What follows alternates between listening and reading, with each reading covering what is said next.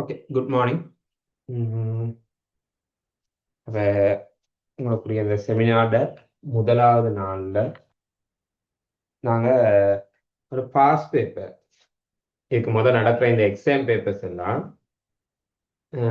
என்ன மாதிரி கேள்விகள் வருது, எதன் அடிப்படையில் அந்த கேள்விகள் தெரிவு செய்கிறாங்க, சரியா? அதை வச்சுக்கொண்டு நாங்கள் எப்படி 2026ஆம் ஆண்டுக்குரிய உங்களோட எக்ஸாமுக்குரிய கேள்விகள் எப்படி யூகிக்கலாம் அப்படின்ற விடயங்களை ஆரம்பத்தில் கொஞ்சம் பார்த்துட்டு வரும், சரியா? அப்ப இதுக்கு இந்த தொகுப்பு உங்களுக்கு அனுப்பி வச்சிருந்தேன். ஒவ்வொரு வருடமும் 2023ல இருந்து நான் அனுப்பியிருக்கேன், சரியா? அப்ப ஒவ்வொரு வருடமும் என்ன மாதிரி கேள்விகள் வந்திருக்கு, சரிதானே? உங்களுக்கு தெரியும் எம்சிக்யூ, சரியா? இந்த எம்சிக்யூல 50 கேள்விகள் இருக்கு தானே. எம்சிக்யூல உள்ள 50 கேள்விகள் உங்களோட எஸ்எஃப்டி பாடப்பரப்புல மொத்தமாக 25 பாடங்கள் இருக்கு. இந்த 25 பாடங்கள்ல இருந்தும் சமமாக பிரிக்கப்பட்டு தான் இந்த 50 எம்சிக்யூ கேள்வி எடுப்பாங்க. சமமான இப்ப ஒரு பாடப்பகுதியில 2 கேள்வி அப்படி இல்லை, சரியா? அவங்களுக்கு பாட வேலைகள் அப்படின்னு ஒதுக்கப்பட்டது. அதை நான் காட்டிட்டு போயிடுறேன். அப்ப எந்த மாதிரியான பாடங்களுக்கு உங்களுக்கு கூடுதல் முக்கியத்துவம் கொடுப்பாங்க அப்படின்றத பார்க்கணும். அதாவது எப்படிப்பட்ட பாடங்கள் கூடிய முக்கியத்துவம் கொடுத்து நீங்க படிக்கணும், சரியா? ஓகே, அதுக்காக நான் போறேன் உங்களோட சிலபஸ். எஸ்எஃப்டி சிலபஸுக்குள்ள நாங்க போவோமாக இருந்தா, ஓகே, அப்ப சிலபஸ் கைட் இப்படின்ற 2 விஷயம் இருக்கு. கடைசி நேரங்கள்ல இதுகளை நீங்க படிக்கிறது உங்களுக்கு துணையாக இருக்கும். என்ன படிக்கணும் அப்படின்னு தெரிஞ்சு கொள்ளணுமா இருந்தா, சரியா, நீங்க பெரும்பாலும் எஸ்எஃப்டி கைடுக்குள்ள போகணும். கைட் இல்லாட்டி நான் உங்களுக்கு அனுப்பி வைக்கிறேன். இது வந்து சிலபஸ், நான் காட்டுறது சிலபஸ், சரியா? ஓகே, அப்ப கவனிங்க. இந்த சிலபஸுக்குள்ள உங்களுக்கு குறிப்பிடப்பட்டிருக்கு, இங்க பாருங்க, ஒரு டீச்சராக, சரியா, நாங்க இந்த 25 பாடங்களையும் படிப்பிக்கிறதுக்கு எவ்வளவு நேரம் எடுத்துக்கொள்ளணும், அப்படின்ற விடயம் இதுல குறிப்பிடப்பட்டிருக்கு. டீச்சர் நாங்க எப்படி படிப்பிக்க, சரியா? அந்த இடத்துல பாருங்க. அப்ப எஸ்எஃப்டியில் உள்ள முதலாவது அலகு பரப்பளவு இருக்கு தானே, அதுக்கு ஒதுக்கி இருக்காங்க 17 பாட வேலைகள் அப்படின்னு அவங்க ஒதுக்கி இருக்காங்க. உங்களோட 2 வருட காலப்பகுதி இருக்கு தானே, அதை எப்படி ஒதுக்குறாங்க பாருங்க. 2வது பாடப்பிறப்புக்கு 12 பாட வேலைகள், 3வது பாடப்பிறப்புக்கு 6 பாட வேலைகள், 4வது பாடப்பிறப்புக்கு 50 பாட வேலை, இப்படித்தானே ஒதுக்குறாங்க. அப்ப நான் இதை வச்சுட்டு சொல்றேன். அப்ப எதுக்கு பாட வேலைகள் அதிக நேரத்தை நாங்க செலவிடுறோமோ அதுல அதிக கேள்விகள் வரும், அந்த பாடத்துல அதிக கேள்விகள் வரும். அது எம்சிக்யூவா இருக்கட்டும், சரியா, எஸ்ஏயா இருக்கட்டும், ஸ்ட்ரக்சரா இருக்கட்டும், சரியா? இதுதான் கான்செப்ட், சரியா? இதுதான் கான்செப்ட். அப்ப அந்த இதுல பாருங்க, இந்த இது 4வது பாடம் மைக்ரோ பயாலஜி 50 பாட வேலைகள் ஒதுக்கிறாங்க. மொத்தம் எங்களுக்கு இருக்கிறது 2 வருஷத்துக்கு 600 பாட வேலை. அந்த 600ல 50 பாட வேலை வந்து மைக்ரோ பயாலஜினா அதுல கொஞ்சம் கூட கேள்வி, எம்சிக்யூல ஒரு 3-4 கேள்விகள் அதுல போடுவாங்க. ஸ்ட்ரக்சர்ல ஒரு கேள்வி, முதலாவது கேள்வி உங்களுக்கு தெரியுமா? சரி, அப்ப ஸ்ட்ரக்சர்ல அந்த முதலாவது கேள்வி அந்த பயோ செக்ஷன்ல இருந்து போடுறாங்க. அப்ப அந்த மாதிரி பாட வேலைகள் அதிகமாக உள்ள பாட பரப்புல இருந்து, சரி, உங்களுக்கு அதிகமான கேள்விகள் போடப்படுது, சரியா? அதே நேரத்துல நீங்க இந்த சிலபஸுக்குள்ள போயிட்டு இந்த 1.1ல என்ன இருக்கு, 1.2ல என்ன இருக்கு அப்படின்ற ஒரு தொகுப்பு உங்களுக்கு இருக்கணும், சரியா? அப்ப இதை நீங்க ஒருக்கா நான் சிலபஸ் பிறகு அனுப்பி விட்டுறேன் உங்களுக்கு. அப்ப இதை ஒருக்கா சரியா பார்த்து கொள்ளுங்க.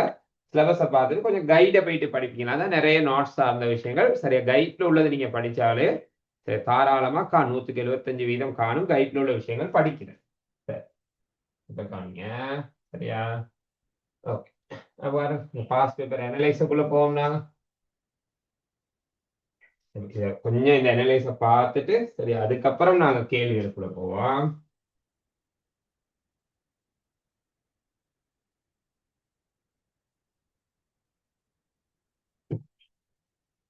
சரி, அப்ப கவனிங்க.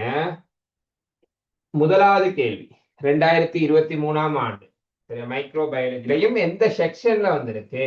4.4, சரியா? சரி, 4.4னா இங்க. அதே மாதிரி 2024 4.4, 2025 4.5, சரி அப்படி ஒவ்வொன்றும் சரியா இந்த 4வது மைக்ரோபயாலஜில இருந்து தான் வருது. அதுலயும் எந்த செக்ஷன்ல இருந்து வருது உங்களுக்கு தெரியும். மைக்ரோபயாலஜி வந்து 4 செக்ஷனாக பிரிச்சு தான் படிப்பிக்கிறது ஏன்னா சரியா. அப்ப 4.5 காடுகள் தொடர்பாக இருக்கு, 4.6 சரியா, 4.6ன்றது இளைய வளர்ப்பு தொடர்பாக இருக்கு, 4.7 அப்படின்றது வந்து சரியா முள்ளந்தண்டுலிகள் முள்ளந்தண்டிலிகள் சரியா இறால் தேன் இதுகள் தொடர்பாக. அப்ப எந்த செக்ஷன்ல இருந்து வருது அப்படின்ற ஒரு அனலைஸ் கொடுக்கப்பட்டிருக்கு இது. சரி அப்ப இதை வச்சுக்கொண்டு நீங்க ஒரு யூகிக்கலாம். சரி எம்சிக்யூ உண்மையுமே யூகிக்கிறது கஷ்டம். சரி கொஞ்சம் கஷ்டம் தான் எம்சிக்யூ யூகிக்கிறது. பட் ஸ்ட்ரக்சர் இப்போ 25 பாடமும் முக்கியம். ஏன்னா ஒரு பாடத்துல ஆக குறைஞ்ச ஒரு கேள்வி சரி போட்டுருவாங்க. நீங்க வேணுமா தான் எடுத்து பார்க்கலாம் சரியா. ஒவ்வொரு வருட பாஸ் பேப்பரை எடுப்பாங்க. சம்டைம் வேணுமா தான் ஒரு பாடங்கள் மிஸ் ஆகலாமே ஒழிய மற்றபடி எல்லா பாடங்கள்ல இருந்தும் கேள்விகள் வரும். எல்லா பாடமும் கட்டாய முக்கியத்துவம் எம்சிக்யூ பொறுத்த மட்டும். சரி ஸ்ட்ரக்சர் எஸ்ஏ வேணுமா இருந்தா சில பாடப்பரப்புல கேள்வி வராம போகலாம். ஆனா எம்சிக்யூல எல்லா பாடப்பரப்பும் சார்ந்து கட்டாயம் கேள்விகள் வரப்போகுது சரியா. அப்ப அந்த விதத்துல சரியா நான் அனலைஸ் பண்ணதன் அடிப்படையில அளவீட்டு கருவிகள் பாடத்தோட தாக்கம் சரியா இந்த 3 வருடத்திலையும் கொஞ்சம் குறைவா இருக்கு. அப்ப அதனால நான் முதலாவதே உங்களுக்கு அந்த கேள்வியை தான் செய்வோம் சரியா அப்படின்றத யோசிச்சிருந்தேன் சரியா. அப்ப இந்த அனலைசின் அடிப்படையில தான் நான் ஒரு கேள்விகளாக உங்களுக்கு கொடுத்து கொண்டிருக்கேன் சரியா. பெரும்பாலும் நான் எம்சிக்யூ எய்ம் பண்ணல சரியா. பார்ட் டூ கேள்விகளை எய்ம் பண்ணி சரி கடைசியா கொஞ்சம் எம்சி கேள்விகள் டிஸ்கஸ் பண்ணுவோம். ஏன்னா எம்சிக்யூ இப்படித்தான் வரும் அப்படின்னு கன்ஃபார்மா எங்களுக்கு சொல்லலாது சரியா. இருந்தாலும் எம்சிக்யூல சில நுட்பங்கள் இருக்கு. அது வந்து கடைசியா சரியா ஸ்ட்ரக்சர் எஸ்ஏ இந்த கேள்வியெல்லாம் செய்த முடியும் கடைசியா சரியா. அல்லது இடையில எப்பயாவது ஒரு நாளைக்கு நாங்க எம்சிக்யூ தொடர்பான அனலைசிக்குள்ள போவோம் சரியா. அப்ப கவனிங்க இப்ப நாங்க சரியா. இப்ப நேத்து அனுப்பியிருந்தேன் அளவீட்டு கருவியல் பாடம் சரியா. நீங்க கட்டாயம் எல்லாருமே அந்த கேள்வி அனுப்பக்குள்ள அந்த கேள்வியில ஒருக்கா செய்து பாருங்க சரியா. செய்து பார்த்து நீங்க உங்களுக்கு சரிப்பில போட்டுக்கொள்ளும் சரி. இப்ப நான் செய்வேன் தானே டிஸ்கஸ் பண்ணக்குள்ள சரிப்பில போடுறது உங்களோட வேலையாக இருக்கணும் சரியா. அல்லது மேலதிகமா ஏதாவது விஷயம் சரி கட்டாயம் இந்த டியூட்ல உள்ளதுன்னு மட்டும் இல்லாம அதுக்கு மேலதிகமாகவும் சில விஷயங்கள் கதைக்க போறேன். அந்த கதைக்கிற விஷயங்களை சரியா கொப்பியில நோட் பண்ணிக்கொள்ளுங்க. நேற்று நைட் அனுப்பினால சம்டைம் பிரிண்ட் எடுக்க கிடைக்காம போயிருக்கோம். அப்ப இதுக்கு பிறகு நடக்க போற அந்த கேள்வி எல்லாம் கொஞ்சம் முன்கூட்டியே நான் அனுப்பினேன் பிரிண்ட் எடுக்கக்கூடிய. சரி பிரிண்ட் எடுத்து படிக்கிறது கொஞ்சம் யூஸ்ஃபுல்லா இருக்கும். ஏன்னா நீங்க எக்ஸ்ட்ராவா சொல்ற விஷயங்கள் அதுலயே எழுதி வச்சு கொள்ளலாம் சரியா. ஓகே அப்ப கவனிங்க. நாங்க அளவீட்டு கருவிகள் பாடத்தில் உள்ள கேள்வி ஒதுக்கிடுங்க. அந்த கேள்விகளுக்குள்ள போகும் சரியா. எல்லாருக்கும் இந்த டியூட் அனுப்பியிருப்பேன்னு நினைக்கிறேன். யாருக்கும் தவறுதலா எல்லாரும் பெரும்பாலும் அந்த குரூப்லயும் ஆட் பண்ணியிருக்கேன். யாரும் தவறுதலா அந்த குரூப்ல ஆட் பண்ணப்படாம இருந்தா எனக்கு மெசேஜ் ஒன்று தாங்க. அதே நேரம் இந்த டியூட் அனுப்பி இல்லாட்டியும் எனக்கு மெசேஜ் ஒன்று தந்து சரி. அப்ப கவனிங்க இதுல நான் எல்லா கருவிகளும் உள்ளடங்கலாகத்தான் கேள்வி போட்டிருக்கேன். எல்லா கருவிகளும் உள்ளடங்குது இந்த பாடத்துல சரியா. அப்ப மேலோட்டமாக கொஞ்சம் கொஞ்சம் விஷயங்களை டச் பண்ணிட்டு போறதோட தேவையான மேலதிக விஷயங்கள் எதுவும் இருந்தாலும் நான் இதுக்குள்ள நான் உங்களுக்கு சொல்லிட்டு போறேன் சரியா. அப்ப கவனிங்க உங்களோட அளவீட்டு கருவிகள் பாடத்துல நீளத்தை அளக்கிறதுக்கான அளவீட்டு கருவிகள் 4 இருக்கு. மீட்டர் கோல் நுண்மானி வேனியர் நகரம் நுட்காடி இதெல்லாம் நீளம். திணிவு அளக்கிறதுக்கான அளவீட்டு கருவி 1 மும்மைக்கோள் தராசு சரியா. அடுத்து நேரத்தை அளக்கிறதுக்கான அளவீட்டு கருவி நிறுத்தற் கடிகாரம். இது ரெண்டுலையும் கொஞ்சம் நிறுத்தற் கடிகாரத்துல பெருசா கேள்வி கேட்க வாய்ப்புகள் குறைவு. மும்மைக்கோள் தராசுல கேள்வி கேட்கறதும் குறைவு தான் சரியா. பட் கேள்வி போடணும். இதுல கேள்வி போடுறதுக்கு கேள்விகள் எடுக்கக்கூடிய வாய்ப்புகள் இருக்கு சரியா. மீட்டர் கொள்ளை கேள்வி போட வாய்ப்புகள் குறைவு. அப்ப இந்த ஒவ்வொரு கருவியிலையும் இழிவெண்ணிக்கை தொடர்பா நீங்க தெரியணும். பூச்சியவெளி தொடர்பா தெரியணும். இதை பயன்படுத்தி எப்படி வாசிப்பு எடுக்கிறது அப்படின்ற விஷயங்கள் நீங்க தெரிஞ்சு வச்சிருக்காங்க. இதான் இந்த கருவிகளோட பேஸ். இழிவெண்ணிக்கை பூச்சியவெளி இதை பயன்படுத்தி எப்படி வாசிப்பு எடுப்பீங்க, எந்த அளவீட்டு எடுக்கிறதுக்கு எந்த கருவி மிக பொருத்தமானது அப்படின்ற டீட்டெயில்ஸும் உங்களுக்கு தெரிஞ்சிருக்கணும் சரியா. அப்ப கவனிங்க. அப்ப நாங்க முதலாவது கேள்வியில கேட்கப்பட்டது என்னன்னா இங்க காட்டப்பட்டிருக்க கருவிகளை பெயரிடுக சரியா. பாருங்க முதலாவது நான் ஆன்சர் எழுதிக்கிட்டே போறேன். மீட்டர் கோல் பீன்றது வந்து நுண்மானி திருகு கணிச்சி சரியா. நுண்மானி திருகு கணிச்சி. அடுத்து சி வேனியர் இடிக்குமானி. வேனியர் இடிக்கி மானி ஓகே. அடுத்து டி மும்மைக்கோள் தராசுனா சரியா? மும்மைக்கோள் தராசு அல்லது 3 கோள் தராசும் நீங்க சொல்லிக் கொள்ளலாம். அடுத்து நகரும் நுணுக்கு காட்டி. நகரும் நுணுக்கு காட்டி. அடுத்து எஃப்ன்றது வந்து நிறுத்த கடிகாரம். நிறுத்த கடிகாரம். இவைதான் இங்க காட்டப்பட்டிருக்க அளவீட்டு கருவிகள். சரியா? இப்படிய பெயர்கள் என்னென்னது இருக்கு. சரியா? ஓகே, நமக்கு பி பகுதி கேள்விக்கு போ. பி பகுதி சில பொருட்களும் அவற்றின் அன்னளவான அளவீடுகளும் கீழே தரப்பட்டுள்ளன. நாங்க உதாரணத்துக்கு இந்த பேனைன்னு வைங்களேன். சரியா? இதுல விட்டம் அளக்க போறோம். அப்ப அந்த விட்டத்துக்குரிய அன்னளவான அளவீடு எவ்வளவுன்னு கொடுக்குறாங்க. சரியா? அப்ப அந்த மாதிரி சில பொருட்களும் அதுக்கான அன்னளவான அளவீடும் கொடுக்கப்பட்டிருக்கு. அப்ப இதை வாசிப்பு அளக்கிறதுக்கு மிக பொருத்தமான கருவியை தெரிந்தெடுத்து எழுத சொல்றாங்க மேலுள்ளதுல இருந்து. மெல்லிய கம்பி ஒன்றின் விட்டம். இப்ப காணிங்க. சரியா? எங்களுக்கு இந்த பாடப்பரப்புல இன்னும் சில விஷயங்களுக்கு பின்னவலு சதவீத வலு. ஓகே, பின்னவலுவுக்கு சமன்பாடு இழிவெண்ணிக்கையின் கீழ் வாசிப்பு, பொருள வாசிப்பு. சதவீத வலுவுக்கு சமன்பாடு, சதவீத வலுவுக்கு சமன்பாடு இழிவெண்ணிக்கையின் கீழ் வாசிப்பு தர 100. அப்ப நாங்க ஒரு கருவியை பயன்படுத்தி ஒரு பொருளோட வாசிப்பு எடுக்கக்குள்ள சதவீத வலு 1 வீதத்தை விட கூடாது. சரியா? சதவீத வலு 1 வீதத்தை விட கூடாது, குறைவா தான் இருக்கணும். அப்ப அந்த விதத்துல நாங்க மீட்டர் கோல் இருக்கு தானே, எங்களோட ஆய்வு கூடத்துல உள்ள மீட்டர் கோல், அந்த மீட்டர் கோலை பயன்படுத்தி 10 சென்டிமீட்டரை விட குறைந்த நீளங்கள் அளந்தா, 10 விட குறைந்த நீளங்கள் அளந்தா சதவீத வலு 1 விட கூடிரும். சரியா? சதவீத வலு 1 விட கூடும். அதே மாதிரி வேனியர் கருவியை பயன்படுத்தி, சரியா, அதே போல வேனியர் இடிக்குமானியை பயன்படுத்தி ஒரு பொருளோட வாசிப்பழக்கக்குள்ள 1 சென்டிமீட்டரை விட குறைந்த நீளங்கள் அளந்தா சதவீத வலு 1 வீதத்தை விட கூடிரும். அப்ப வேனியரை பயன்படுத்தி 1 சென்டிமீட்டரை விட குறைந்த நீளங்கள் அளக்கிறது தவிர்த்து கொள்ளணும். சரியா? அதே மாதிரி நுண்மானியை பயன்படுத்தி, சரியா, நுண்மானியை பயன்படுத்தி 1 மில்லிமீட்டரை விட குறைந்த நீளங்கள் அளந்தா சதவீத வலு 1 விட கூடியும். நுண்மானிக்குமே தான், நகரம் நுணுக்கு காட்டிக்குமே தான். அது நான் சதவீத வலுக்குரிய சமன்பாடு எழுதுனேன். அந்த சமன்பாட்டுல இருந்தா இந்த விஷயங்கள் சொல்றேன். இது தொடர்பா நீங்க ஆழமா தெரிஞ்சு கொள்ளணுமாக இருந்தா, சரியா, நான் நகரம் இந்த அளவீட்டு கருவிகள் பாடம் யூடியூப்ல அப்லோட் பண்ணிருக்கேன். அந்த லிங்கையும் அனுப்பி விட்டுறேன். சரி, இந்த பாடத்துல போதுமான விளக்கம் இல்லாட்டு, ஓரளவாவது விளக்கம் இருந்தா தான் நான் செய்யற கேள்விகள் விளங்கும். அப்ப விளக்கம் இல்லாத அப்படி ஏன்னா சும்மா தெரிஞ்ச விஷயத்துக்கே நீங்க யூடியூப்ல போயிட்டு பார்த்து டைம் வேஸ்ட் பண்ணிக்கிட்டு இருக்க கூடாது. இதோட விளக்கம் இல்லாட்டினா அந்த யூடியூப் லிங்க் அனுப்பி விட்டுறேன். அதுல நீங்க பார்த்துக் கொள்ளலாம். சரியா?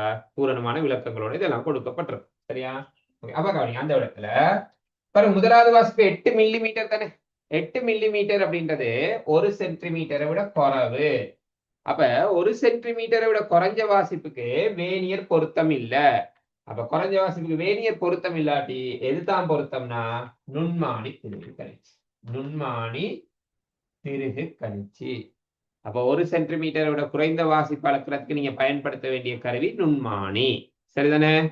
அதே நேரத்தில் நுண்மானியால 2.5 விட கூடுதலான வாசிப்பு அளக்க இயலாது. அதை நீங்க கருத்தில் கொள்ளணும். அடுத்து கவனிங்க, மேசை ஒன்றின் நீளம் 70 சென்டிமீட்டரா. 70 சென்டிமீட்டர் உங்களுக்கு தெரியும், மீட்டர் கோல் 1 மீட்டர் நீளமுடையது, அதாவது 100 சென்டிமீட்டர் நீளமுடையது. சரியா? மீட்டர் கோல்ல 10 விட குறைஞ்ச நீளம் தான் அளக்கக்கூடாது. 70ன்றது 10 விட கூடுனது தானே. அப்ப இதை அளக்குறதுக்கு ஒரே கருவி தான் இருக்கு, மீட்டர் கோல். வேனியரால இது அளக்க இயலாது. ஏன் வேனியரால் அளக்க இயலாதுன்னா, இந்த வேனியர் கருவியால ஆக கூடுதலாக 20 சென்டிமீட்டர் தான் அளக்கலாம். அவ்வளவுதான் நீளம், வேனியர் நீளம் அவ்வளவுதான். அதனால அதை விட கூடுதலான நீளம் ஒண்ணு அளக்க முடியாம போகும். சரியா? அடுத்து கவனிங்க, பந்து ஒன்றினது திணிவு 240 கிராம். சரியா? அப்ப இதுக்கு பொருத்தமான கருவி மும்மைக்கோள் தராசு, மும்மைக்கோள் தராசு. சரியா? பட் இப்படி எழுதுறத விட, சரியா, நீங்க உங்க நேரத்தை கொஞ்சம் சேவ் பண்ணி கொள்ளணுமா இருந்தா மேலே ABCDEன்னு பேரிட்டு இருந்துச்சு, அந்த பேரை கொண்டாந்து போட்டு விட்டாலும் விஷயம் முடிஞ்சு. சரியா? மெல்லிய கம்பி ஒன்றினது விட்டத்துக்கு நுண்மானி, நுண்மானி பீல தானே இருந்துச்சு. சரி, மேசை ஒன்றி நீளம் வளர்க்கறதுக்கு மீட்டர், மீட்டர் கோல், மீட்டர் கோல் இருந்தது ஏழுனா. சரியா? பந்து ஒன்றினது திணி வளர்க்கறதுக்கு மும்மை கோல் தராசு, அது டி. அப்ப இப்படி போட்டா லேசு, நேரம் கொஞ்சம் கொஞ்சமா மீதமாகும். சேமிக்கப்பட்ட ஒரு செகண்ட் கூட கடைசியில எங்களுக்கு யூஸ் ஆகாம. சரியா? ஓகே, கவனிங்க, அடுத்த கேள்வி போ. அடுத்த கேள்வி பி பகுதி கேள்வி. ஓர் உருளை வடிவம் ஒன்றின் ஓர் பகுதி கீழே காட்டப்பட்டுள்ளது. அவ்வுருளையின் D, simple D, capital D, simple H, capital H ஆகிய பகுதியில் வாசிப்புகளை அளப்பதற்கு பயன்படுத்தப்படும் ஆய்வு கூட அளக்கும் கருவினை குறிப்பிட்டு அவ்வாசிப்புகளை அளப்பதற்கு பயன்படுத்தப்படும் கருவிட பகுதிகளையும் குறிப்பிட சொல்றாங்க. சரியா? அப்ப கவனிங்க இதுல. சரியா? இல்ல நீங்க பாப்பீங்களாக இருந்தா, இதுல அவதானிப்பீங்களாக இருந்தா, சிம்பிள் டி அப்படின்றது உள்விட்டம், என்ன? கேபிட்டல் டி அப்படின்றது வெளிவிட்டம். சிம்பிள் H அப்படின்றது ஆழம், கேபிட்டல் H அப்படின்றது உயரம். சரிதானே? ஆழம், உயரம். அப்ப இது எல்லாத்தையுமே அளக்கக்கூடியது, உள்விட்டம், வெளிவிட்டம், ஆழம், உயரம், இது எல்லாத்தையுமே அளக்கக்கூடிய ஒரே கருவி ஆய்வுக்கூடத்தில் உள்ளது வேனியர் இடிக்கிமானி.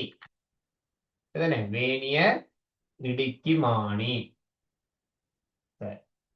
இப்ப இதுல எந்த பகுதிகளை பயன்படுத்துவீங்க? இந்த வேனியர் எந்த பகுதியை இந்த வாசிப்புகளை அளக்கிறதுக்கு பயன்படுத்துவீங்க? பாருங்க, முதலாவது வார சிம்பிள் டி, உள்விட்டம். என்ன? அப்ப வேணியிட பகுதிகள், நுண்மானிட பகுதிகள், நகர் முன்னோக்கு காட்டிட பகுதிகள், இதுகள பெயர்கள் எல்லாம் தெரியணும். அதுக்கெல்லாம் கேள்வியில கேட்கலாம்.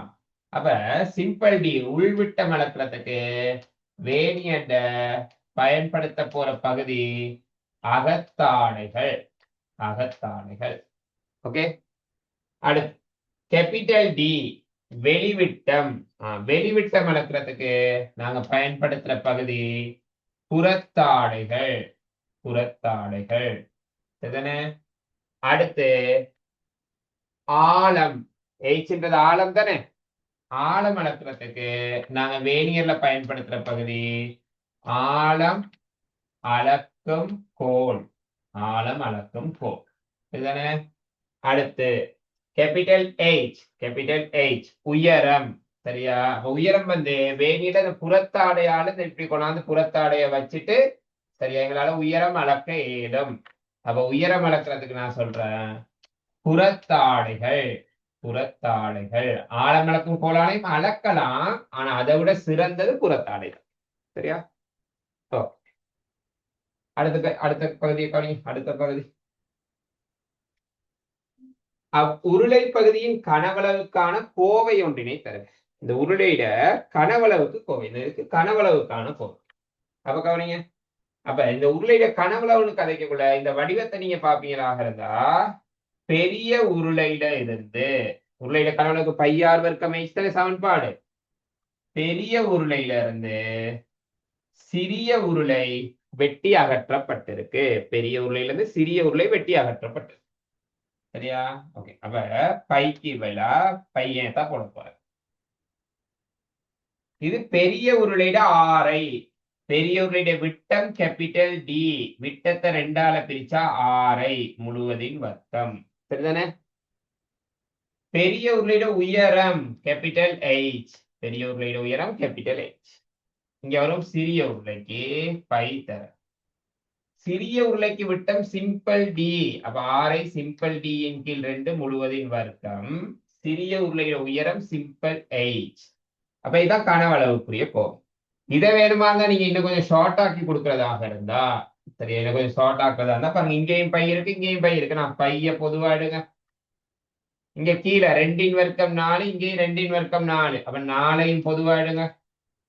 பொதுவா எடுத்தா இங்க மீறது கேபிட்டல் டி வர்க்கம் H மைனஸ் சிம்பிள் டி வர்க்கம் H. கனவளவுக்கான கோவை. சரியா? அடுத்து கவனிங்க, உள்விட்டம் டியினை மிக திருத்தமாக துணிவைக்கு நீர் பின்பற்ற வேண்டிய படிமுறையை சுருக்கமாக விளக்கு. அது என்ன கேட்க வராங்கன்னு பாருங்க. விட்டம் டிய மிக திருத்தமாக துணியணும். அதுக்கு நாங்க பின்பற்ற வேண்டிய படிப்பு. இப்போ உதாரணத்துக்கு இதுதான் அந்த உருளை நடுங்களேன், இந்த பென்சில் தான் அந்த உருளை அல்லது கொஞ்சம் இருங்க. இந்த போத்தல் எடுத்துக்கொள்வோம். சரியா, இதுதான் அந்த உருளை. அப்ப இதுல விட்டம் அளக்குறதா இருந்தா இந்த இங்க வேணியிட புறத்தாடைய கொண்டாந்து சரியா இந்த மாதிரி பிடிச்சி சரியா நாங்க விட்டம் அளக்கலாம். சரியா, வேணியிட புறத்தாடைய கொண்டாந்து இந்த மாதிரி பிடிச்சி விட்டம் ஒண்ணு அளக்கலாம். ஏன்னா அப்ப ஒரு இடத்துல மட்டும் வாசிப்பு எடுத்தா அது திருத்தம் குறைவு. அதனால நீங்க என்ன செய்யணுமா இருந்தா இதுல வெவ்வேறு இடங்கள்ல சரியா வெவ்வேறு இடங்கள்ல சரியா விட்டம் அளக்கணும். இங்க உள்விட்டம்னு கதைக்கக்குள்ள சரி உள்ளுக்குள்ள பகுதி தானே. அப்ப உள்ளுக்குள்ள பகுதிக்கு நீங்க வேணியிட அகத்தாடையை தான் பயன்படுத்த போறீங்க. அகத்தாடை இந்த மாதிரி போய் லொக்காகும் அகத்தாடை. அப்ப இங்க நிறைய உள்ளுக்கு போயிட்டு அகத்தாடை இந்த இடத்துல எல்லாம் உள்ளுக்கு போயிட்டு அகத்தாடை சாரி அகத்தாடையால் உள்விட்டம் அளக்க இயலாதே. அதனால இப்படி சொல்லுவோம். சரியா, உள்விட்ட மலக்கக்குள்ள ஒன்றுக்கொன்று இதை இப்படி ஒரு வாசிப்பு எடுக்கிறேன், இதை திருப்பி இப்படி ஒரு வாசிப்பு. சரியா, இதை இப்படி ஒரு வாசிப்பு இங்கிட்டு திருப்பி இப்படி. அப்ப ஒன்றுக்கொன்று செங்குத்தான இரு உள்விட்டங்கள் பெறப்பட்டு அவற்றின் சராசரி பெருமானம் துணியப்படும்.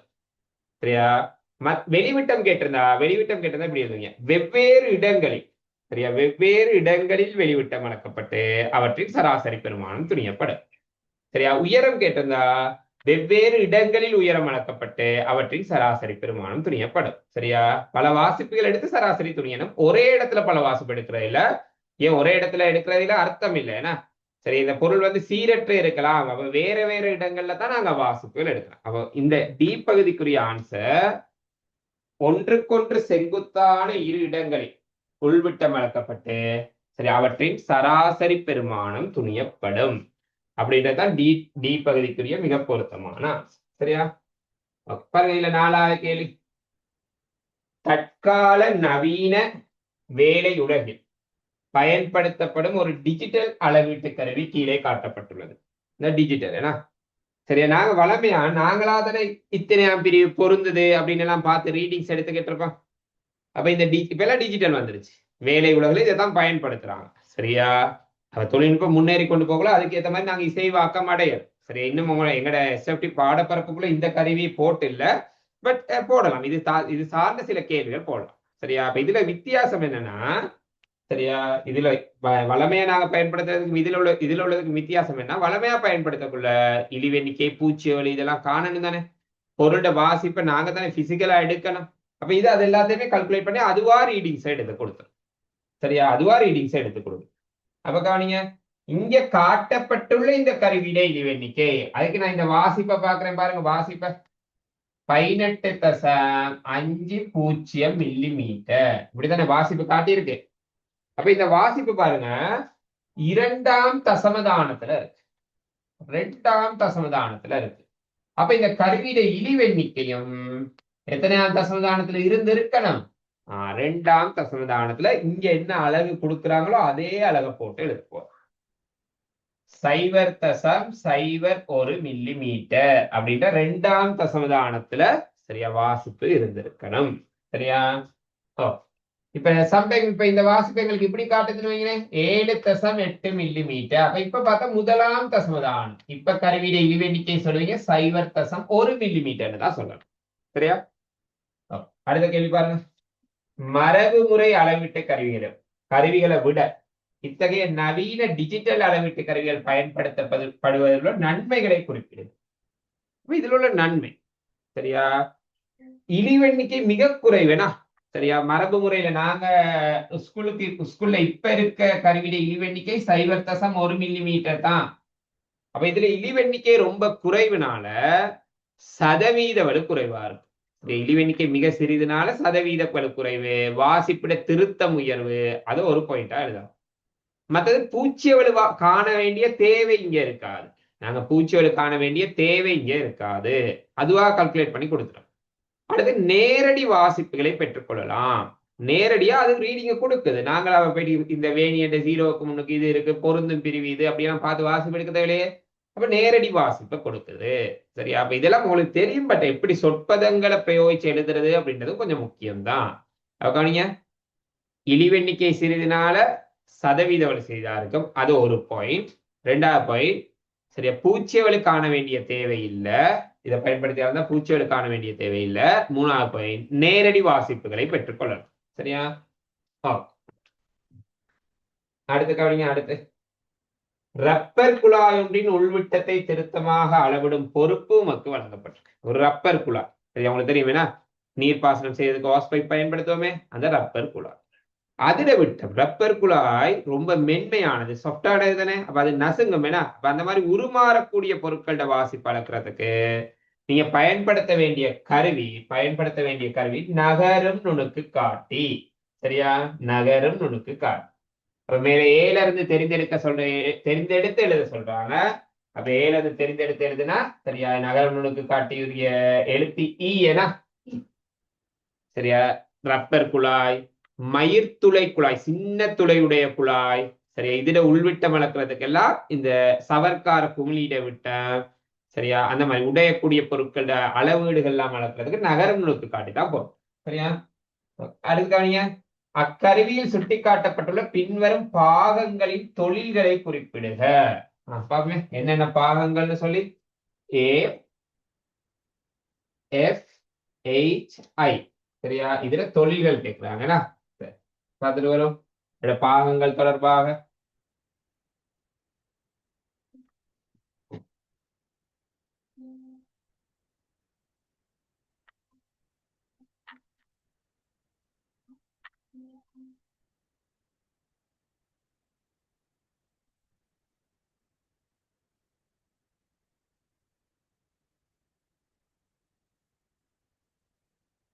இப்ப கவனிங்க. இப்ப இந்த நகரம் நோக்கி காட்டிய பாருங்க. சரியா, நான் இங்க இருந்து சொல்லிட்டு போறேன். இதுல 2 திருகாணி இருக்கு தானே. இந்த 2 திருகாணி மேசையோட தொட்டு கொண்டு இருக்கும். அப்ப அது நகரம் நோக்கி காட்டி கிடை செப்பமாக்குறதுக்கு பயன்படுத்துற திருகாணிகள். அப்ப ஐக்குரிய ஆன்சர் வரும் நகரும் நுணுக்கு காட்டியை கிடையாக செப்பம் செய்தல் அல்லது கிடையாக சமநிலைப்படுத்தல். ஒரு டேபிள் இது வச்சோட கிடையா இருக்கணும். அது கிடையா இருக்கா இல்லையான்னு சரி பார்க்கறதுக்கு இல்ல நீர்மட்டம், இந்த இடத்துல நீர்மட்டம் ஒண்ணு இருக்கும். அந்த நீர்மட்டத்தை பயன்படுத்தி கிடையா இல்லையான்னு சரி பார்த்து கொள்ளலாம். கண் அளவுல பாக்குற இல்ல, நீர்மட்டத்தை யூஸ் பண்ணி தான் பார்க்கணும். சரியா, அப்படி கிடையா இல்லாட்டி அந்த கிடையை சரி செய்யறதுக்கு ஐ என்ற திருகாணி பயன். சரியா, அடுத்து கவனிங்க. இங்க இருக்க ஒரு என்ற திருகாணி. இந்த திருகாணியை நீங்க சுத்த சுத்த சுத்த இந்த நகரங்களுக்கு காட்டி கிடையாக அசையும். இந்த எப்படி அசையும். சரியா, இங்க உள்ள நகரம் காட்டி இந்த பக்கம் அசையும். அப்ப நகரம் நுணுக்கு காட்டியை கிடையாக அசைப்பதற்கு என்ற திருகாணி. அப்ப இதுதான் இந்த நகரம் நுணுக்கு காட்டியில் உள்ள நுணுக்கு காட்டி அப்படின்ற அமைப்பு. சரியா, நான் எல்லா பகுதியையும் சொல்லிட்டே போறேன். நுணுக்கு காட்டி அப்படின்ற அமைப்பு. இந்த நுணுக்கு காட்டியில ஜீனு சொல்லப்பட்டது பொருள் வில்லை. நாங்க மேலதான் கண்ணை வச்சு பார்ப்போம். அல்லது இந்த நுணுக்கு காட்டி இந்த இப்படி இருக்க நுணுக்கு காட்டி இப்படி திருப்பிடுவாங்க. இப்படி திருப்பிட்டு இங்கிட்டு கண்ணை வச்சு பார்ப்பாங்க. சரி, எங்க கண்ணை வைக்கிறோமோ அது கண் வில்லை, எந்த பக்கம் பொருள் இருக்கோ அது பொருள் வில்லை. நாங்க இங்க கீழே வச்சு மேல பார்க்க இயலாது, மேல வச்சுதான் கீழே பார்க்க போறோம். அப்ப டி அப்படின்றது கண் வில்லை, ஜி அப்படின்றது பொருள் வில்லை. ஏ மேல ஆக டொப்ல இருக்க திருகாணி, அத சுத்த சுத்த மேல உள்ள இந்த திருகாணியை சுத்த சுத்த இந்த நுணுக்கு காட்டி மேலையும் கீழையும் அசை. அப்ப ஏன்றது நுணுக்கு காட்டியை நிலைக்குத்தாக செப்பமாக்கும் திருகு. சரியா, அடுத்து பி. இங்க 2 வேணியர் கருவிகள் இருக்கும். ஒண்ணு கிடையா இருக்கும், இன்னொன்னு நிலைக்குத்து. 2 வேணியர் கருவி. வேணியர்ல எப்படி வாசிப்பு எடுக்கிறீங்களோ அதே மாதிரிதான் வாசிப்பு எடுக்கணும். இதை பயன்படுத்தி 2 வேணியர்கள் இருக்கும். ஒண்ணு நிலைக்குத்து வேணியர், இன்னொன்னு கிடை வேணியர். இங்க ஒரு திருகு இருக்கு. இந்த திருக அட்ஜஸ்ட் பண்ணாதான் இந்த நுணுக்கு காட்டி இப்படி நிலைக்குத்தாக வைக்கலாம் அல்லது கிடையா வைக்கலாம். இதை நீங்க சுத்தலுமா இருந்தது நுணுக்கு காட்டிய சுத்தலுமா இருந்தா இந்த திருகாணியை லூஸ் பண்ணாதான் சுத்தலாம். அதே மாதிரி சரி, இந்த எஃப்ன்ற திருகாணி இப்ப நான் நுணுக்கு காட்டி கூட இப்படி ஒரு பொருளை பார்க்கக்குள்ள அங்கிட்டுள்ள பொருள் சம்டைம் தெளிவா தெரியாது. ஏன்னா அது பிம்பம் அந்த டெலஸ்கோப்ல எல்லாம் பார்க்கக்குள்ள சம்டைம் அங்கிட்டு அல்லது கேமரால பார்க்கக்குள்ள அங்கிட்டுள்ள பொருள் தெளிவா தெரியாம இருக்கும். அப்ப அந்த பொருளை போக்கஸ் பண்ணணும், குவியப்படுத்தி தெளிவாக எடுத்துக்கொள்ளணும். அப்படி குவியப்படுத்துறதுக்காக பொருளை குவியப்படுத்தி தெளிவான பிம்பத்தை பெற்றுக்கொள்றதுக்காக எஃப் எனும் திருகாணி பயன்படுத்தப்படும். சரியா, அதே நேரத்துல பாருங்க இந்த இடத்துல இதை சொல்றது கைவில்லை. இது ஏன் யூஸ் பண்ணுவாங்களா இருந்தா இங்க வாசி பிடிக்கக்குள்ள எல்லாமே ரொம்ப சின்னதா தான் இருக்கு. சரி, அதனால வாசி பிடிக்கிற சிரமம்.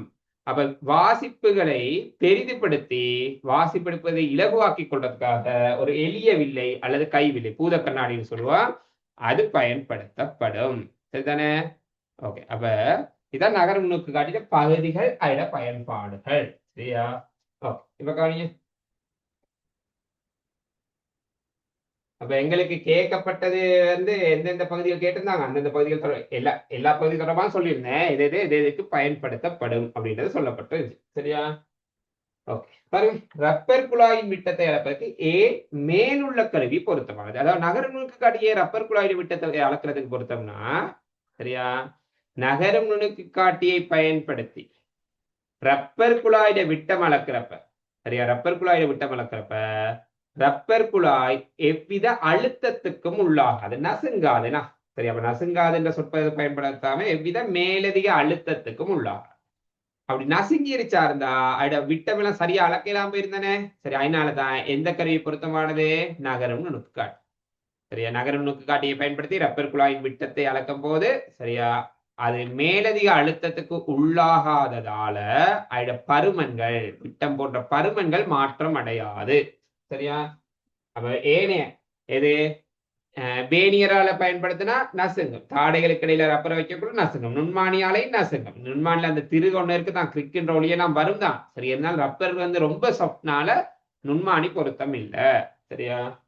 ஓகே அடுத்து கவனிங்க, இதை சொல்லிட்டே போயிடுறேன். ஒரு நகரும் நுணுக்கு காட்டில உதாரணத்துக்கு சரியா, ரப்பர் குழாயில குறுக்கு வெட்ட பார்க்கக்குள்ள நாங்க வெளியே இருந்து பார்க்கல இந்த மாதிரி தான் இருக்குன்னு வைங்களேன். வெளியே இருந்து அவதானிக்கக்குள்ள இந்த மாதிரி தான் ரப்பர் குழாயில குறுக்கு வெட்டு பார்த்து. அப்ப நகர்முனுக்கு காட்டில ஒரு குறுக்கு கம்பி இருக்கு. அப்ப உள்விட்ட திறக்க போறீங்களா, அந்த குறுக்கு கம்பியை ஒருக்கா இங்கே போக்கஸ் பண்ணணும் சரியா. பிறகு சரியா, பிறகு குறுக்கு கம்பிய நாங்க இந்த இடத்துல போக்கஸ் பண்ணணும். இங்கே போக்கஸ் பண்ணக்குள்ள ஒரு வாசிப்பு, இங்கே போக்கஸ் பண்ணக்குள்ள இன்னொரு வாசிப்பு. இந்த ரெண்டு வாசிப்புகளுக்கு இடையிலோட வித்தியாசம் தான் அந்த நகர்முனுக்கு காட்டில உள்விட்டத்தை தரும். அப்ப உள்விட்டத்துக்கு ஒரு ஆன்சர் எடுத்துறீங்க, ஒரு ஆன்சர் எடுத்திருப்பீங்க. அதே மாதிரி இந்த இங்கன ஒருக்கா போக்கஸ் பண்றீங்க, இங்கன ஒருக்கா போக்கஸ் பண்றீங்க. அப்ப இங்கன இருந்து இங்கன போக்கஸ் பண்ணக்குள்ள அசைஞ்சிருக்கும் தானே. அப்ப அசையக்குள்ள அது இன்னொரு உள்விட்டத்தை தரும். உதாரணத்துக்கு 5 மில்லிமீட்டர் 4 மில்லிமீட்டர் நான் போட்டேனே சும்மா. அப்ப 2 உள்விட்டம் வளர்ந்திருக்கான். பிறகு 2க்கு முறை என்ன எடுத்துக்கொள்ளணும், சராசரி உள்விட்டம் துணிந்து கொள்ளணும் சரியா. அடுத்து கவனிங்க, பகுதி டீனை பயன்படுத்தி செய்யப்பட்ட வாசிப்பு கீழே காட்டப்பட்டுள்ளது. பகுதி டீன்றது மும்மைக்கோள் தராசு தானே. அப்ப மும்மைக்கோள் தராசுல இந்த மாதிரி 3 கோள்கள் இருக்கும் சரி. அதுல முதலாவது கோள்ல 10 கிராம் வரை அளவிட்டிருப்பாங்க. முதலாவது 10 கிராம், ரெண்டாவதுல 500, மூணாவதுல 100 கிராம் வரையும் இருக்கு. அப்ப இந்த கருவியில இழிவெண்ணிக்கை என்னன்னு கேட்கிறாங்க.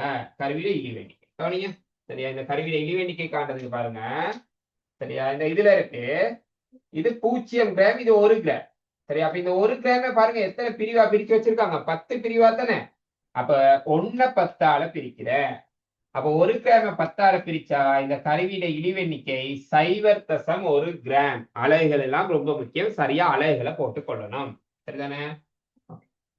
அடுத்து கவனிங்க, இங்க அளக்கப்பட்ட திணிவிட பெருமானம் என்ன. ஜஸ்ட் சிம்பிளானதான், கான்செப்ட் தெரிஞ்சுதான் சொல்லலாம். பாருங்க இதுல இந்த கூரான முனை சரியா எங்க இருக்கு, 200ல தானே. இப்ப இத்தனை பெருசு 500 வரையும் இருக்கு, அதை ஃபர்ஸ்டா எழுதிக்கணும். 200 இந்த ரெண்டாவது அளவுடைய 200 கிராம் காட்டு. மூணாவது அளவுடைய பாருங்க எத்தனை கிராம காட்டுது, 60 60 சக. இந்த முதலாவது அளவுடைய பாருங்க சரியா, இந்த இடத்துல தானே இருக்கு, இந்த இடத்துல அப்ப 3.5 3.5 கிராம். அப்ப இது அவ்வளத்தையும் கூட்டுங்க, 263.5 கிராம். 263.5 கிராம் அப்படின்ற வாசிப்ப இந்த மும்மைக்கோள் தராசு காட்டுது சரியா. அடுத்து கவனிங்க, மேலதிக திணிவாக 500 கிராம் இணைக்கப்படி இப்போது அளக்கப்பட்ட திணிவின் பெருமானம் என்னன்னு கேட்கிறாங்கன்னா சரியா. அது பாருங்க என்னன்னு சொல்லி, இந்த மும்மைக்கோள் தராசுல முதலாம் அளவுடையில 10 கிராம் வரை அளக்கலாம், ரெண்டாம் அளவுடையில 500, மூணாம் அளவுடையில 100. அப்ப இது அவ்வளத்தையும் கூட்டினா 610 கிராம் சரி. இந்த 3 அளவுடையும் யூஸ் பண்ணி அளக்கும். அதே நேரத்துல பாருங்க இந்த இடத்துல சரியா, இந்த இடத்துல சரியா 2 கொழுக்கிகள் மாதிரி இருக்கு தானே, கொழுக்கிகள் இங்கனையும் சரியா. அந்த 2 இடத்துக்கும் 2 எக்ஸ்ட்ரா வெயிட்ட கொண்டாந்து ஜாயின் பண்ணலாம். எக்ஸ்ட்ரா வெயிட் கொடுத்துருப்பாங்க சரியா, அதை கொண்டாந்து ஜாயின் பண்ணலாம். அப்ப இதுல போடக்கூடிய எக்ஸ்ட்ரா வெயிட் மேக்சிமம் இங்க 1 கிலோகிராம், இங்கேயும் மேக்சிமம் என்ன 1 கிலோகிராம் தான் போடலாம். அப்ப இது 1 கிலோகிராம் 1000 கிராம், 1000 1000 அப்ப 2000, இதுல 610. அப்ப மும்மைக்கோள் தராசுல மேக்சிமம் 2610 கிராம் வரை அளக்கலாம் சரியா. கவனி மும்மைக்கோள் தராசை பார்த்துட்டு வருவான். இதை பாருங்க, இத்தனை மும்மைக்கோள் தராசு. சரியா? பாருங்க, 3 எக்ஸ்ட்ரா வெயிட், மொத்தமா 3 எக்ஸ்ட்ரா வெயிட் கொடுத்திருப்பாங்க. இந்த எக்ஸ்ட்ரா வெயிட், பெரிய எக்ஸ்ட்ரா வெயிட் 1 கிலோகிராம். இதுவும் பெருசேனா, இதுவும் 1 கிலோகிராம் வகை குறிக்கும். சின்னதா உள்ள எக்ஸ்ட்ரா வெயிட் 500 கிராம் வகை குறிக்கும். அப்ப ஒரு இங்க பாருங்க, 2 கொழுக்கி இருந்தா இங்க ஒரு கொழுக்கி, இங்கிட்ட ஒரு கொழுக்கினா, அப்ப இந்த மேலதிக திணிவை கொண்டு போயிட்டு தொங்க விடக்குள்ள 3ஐயுமே ஒரே டைம்ல தொங்க விடலாது. 2 தான் தொங்க விடலாம், 2 தான் தொங்க விடலாம். நாங்க ஏதாவது பொருளை வாசி பழக்க போறோமா இருந்தா அந்த பொருளை இந்த இதுக்கு மேல கொண்டாந்து வைக்க. சரியா? இந்த கோடு, இந்த கோடு இங்க 0 ஒண்ணு இருக்கு, அந்த 0க்கு நேரா இருக்க மாதிரி வச்சுட்டு தான் வாசிப்பு எடுக்கணும். சரியா? வாசிப்பு எடுக்கணும். சரியா? ஓகே, அப்ப கவனிங்க.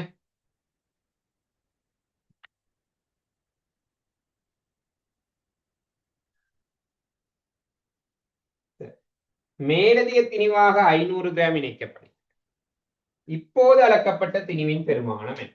சரியா? இப்ப பாருங்க, மேலதிக திணிவாக 500 கிராமுக்கு என்ன கொண்டாந்து இணைக்கிறாங்க. அந்த 500 கிராமுக்கு என்ன கொண்டாந்து இணைச்சிட்டாங்க. அப்ப பாருங்க, இது காட்டுற வாசிப்பு அதே தானே. சரி, எங்களுக்கு என்ன ஆன்சர் வந்துச்சு? 263.5.